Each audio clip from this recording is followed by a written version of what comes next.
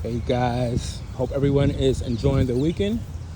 Once again, I am in Honolulu. I'm in Waikiki, at the Waikiki beach right now actually. Here's the 360 view of where I'm at.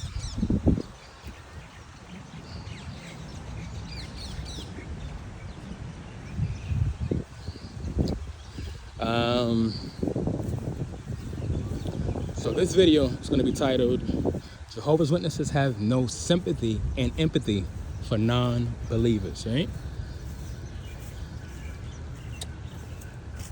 How many times do we hear when the governing body leaders, when there's some type of tragic event that happens, either it could be a wildfire, a tsunami, an earthquake, anything, they will say, oh, we lost 50 brothers and sisters.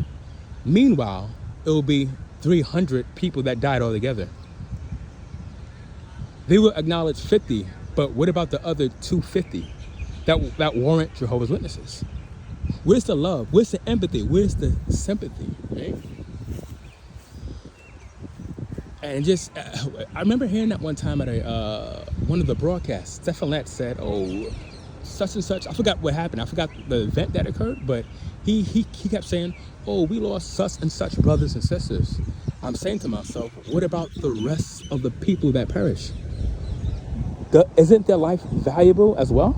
Oh, but just because they don't believe in Jehovah and just because they don't want to serve Jehovah, they have no value, huh? Is that what it is? Now we notice that Jesus, he was the ultimate example. Jesus was the ultimate example of love, right? Jesus, he showed sympathy and empathy to people. Jesus cared about people unconditionally, right? Jesus fed people. Jesus fed people. He healed people that needed to be healed. When people had leprosy, he didn't say, oh, if you listen to me, if you worship me, if you follow me, I will cleanse you. I will heal you. He didn't say that. Anyone that needed help, he healed. He showed the true meaning of love. He had, like I said, he had true sympathy, real sympathy and real empathy for people in general, right? I said to myself, why can't Jehovah's Witnesses do that? I don't quite get that. And it should be common sense. If you are Jehovah's Witness watchers, you should be asking yourself the same question. How come we don't help people? How come we don't have charity? We don't do charity. How come we don't have food banks? How come we don't support people in general? We only support our own kind. Why is that?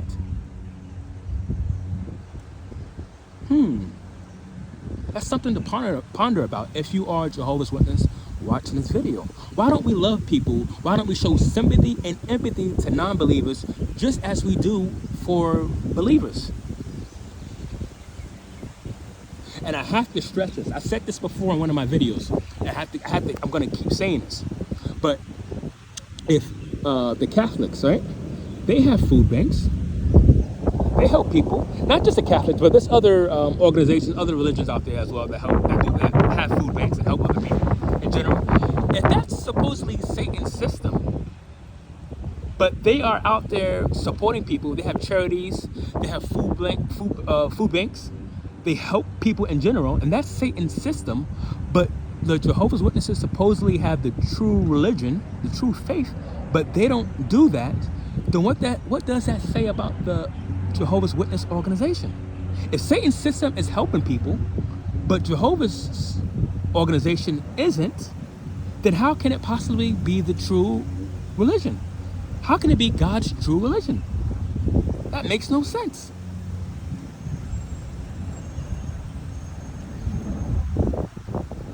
How many stories have we heard where when teenagers or people in their young 20s, they confront their parents and say, listen, I don't believe in this. I don't want to be a part of this religion anymore. I don't believe in it.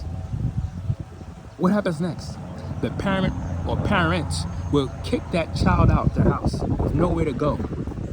And how many stories have we heard where those teenagers or those people in their 20s have sadly taken their lives? All because they don't want to be a part of a man-made religion, a cult.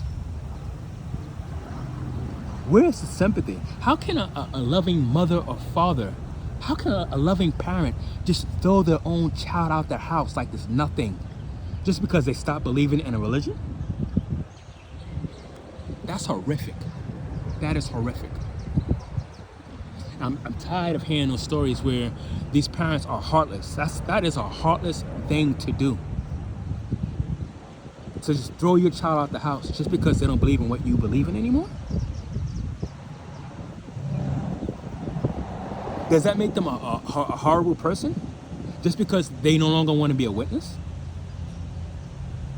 I remember the first time I was an active, right? I was an active twice in my life. But the first time I was 18, I told my mom, I approached my mom, I said, Mom, listen, as you know, I'm depressed. I've been looking for friends. I've been looking for friends for quite a long time. And for quite a long time, she was telling me, oh, go to a different congregation, go to a different Kingdom Hall, just, keep looking, keep looking. I did that. I was looking long and wide. I went from congregation to congregation, Kingdom Hall to Kingdom Hall, looking for friends. And I just couldn't find people that were my cup of tea, or vice versa. And after a while, you get tired of looking and you give up. So at the age of 18, I've given up. I told my mom, I said, listen, it is extremely depressing. Me going to the meetings, I'm seeing all these people congregate. These people they don't love me.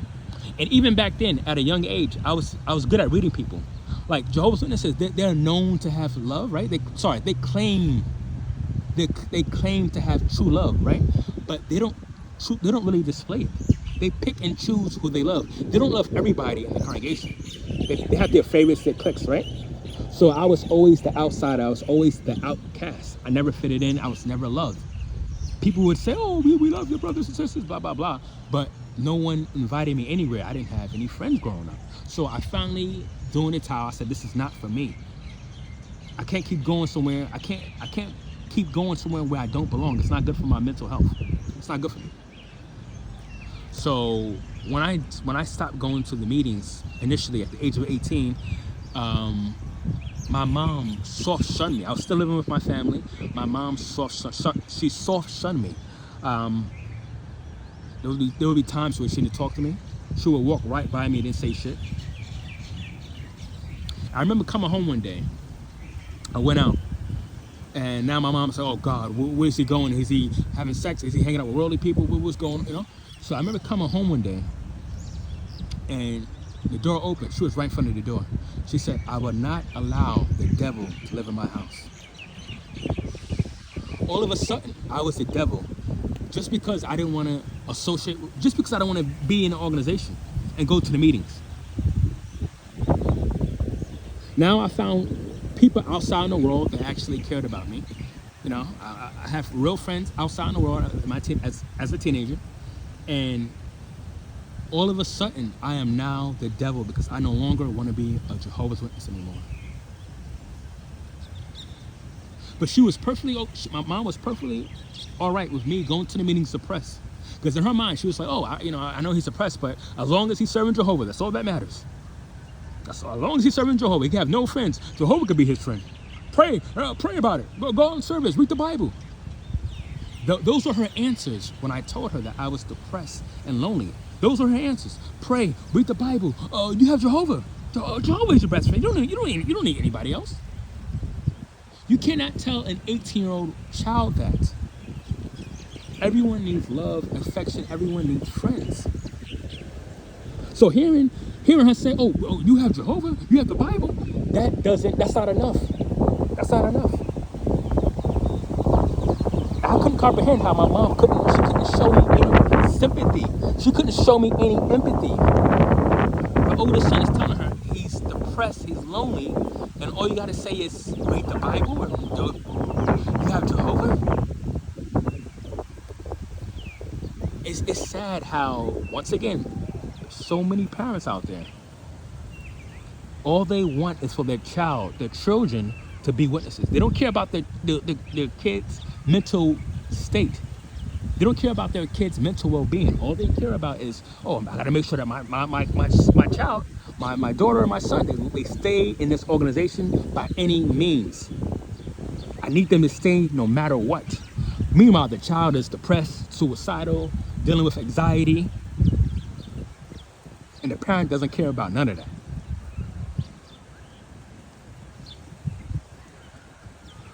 Now, when I came back, when I got reinstated last year, right? A lot of you guys know my story. I got reinstated, and then in 3 weeks' time, I came out to my JW family, to all my JW friends.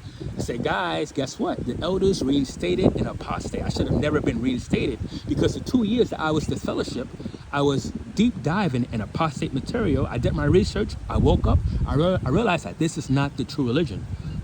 So therefore, I should have never been reinstated, right? So it was a 3 week period from the time I got reinstated to the time that I came out as a full-blown apostate, right? But during those 3 weeks, I was talking to my JW family, trying to plant seeds. I was talking to my JW friends, trying to plant seeds, right? I was talking to this JW sister in Australia that I was interested at the time, right? I said to her, I said, do you know how many people have taken their lives because they have been shunned from their family and friends, from being in the fellowship? Do you know how many people have died from that? I asked her that question. And she didn't, not once did she say, oh, that is so sad. I'm so sorry to hear that. I'm sorry that we lost our brothers and sisters.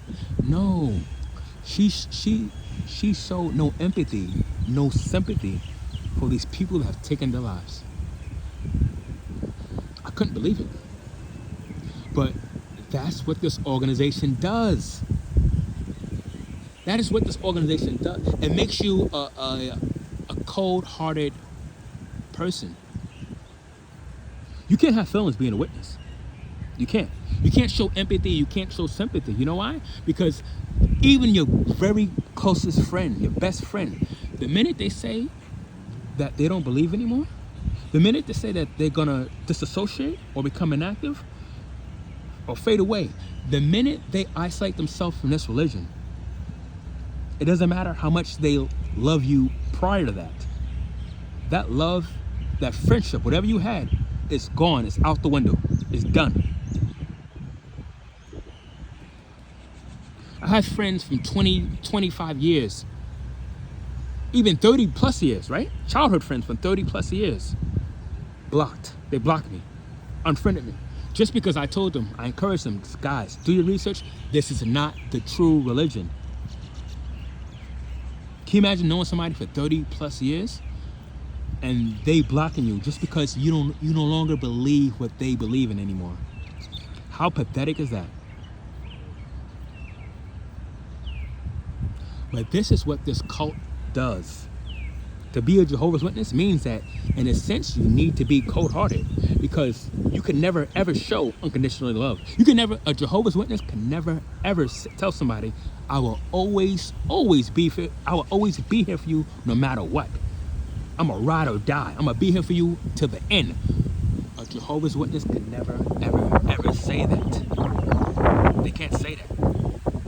Because they know that there are conditions to their love, to their sympathy, to their empathy. We will show you sympathy. We will show you love. We will show you empathy only if you believe what we believe in.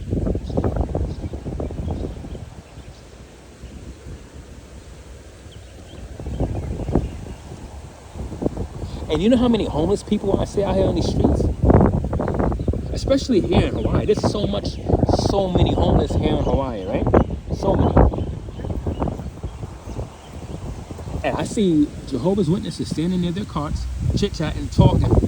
Not once will you ever see a Jehovah's Witness show sympathy and empathy towards a homeless person. They stand in front of their carts, thinking that they're doing a good deed, right? Believing that they're doing a good deed, stand in front of a cart, but not one time will you see them show empathy to a homeless person in need.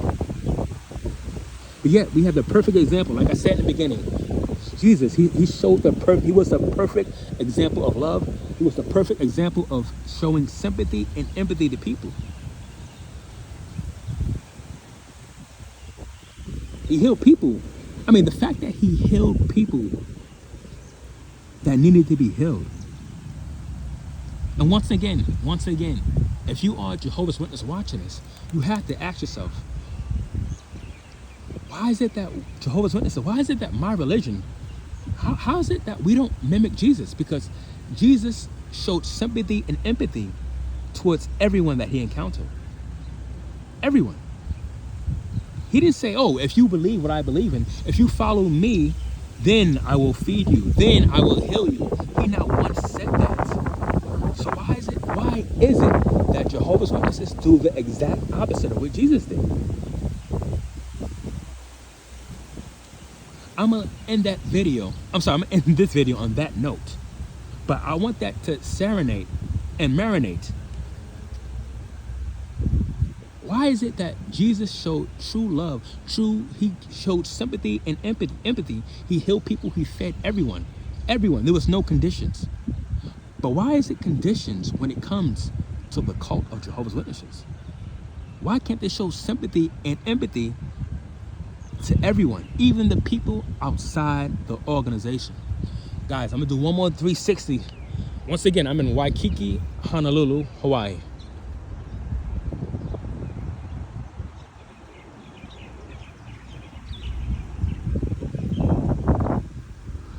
I love you guys, and I'll see you in the next video.